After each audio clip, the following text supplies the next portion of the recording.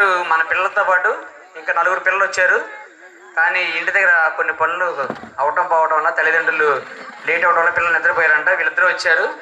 ఎందుకంటే మన పిల్లలతో కలిసి ఎంతో సంతోషంగా వీళ్ళు కూడా డ్యాన్స్ వేస్తామని చెప్పి వచ్చేసరికి మరి వీళ్ళని పెట్టడం జరిగింది. ఓకే, అమ్మ అమ్మ ఆచయకరుడే అన్న పాట.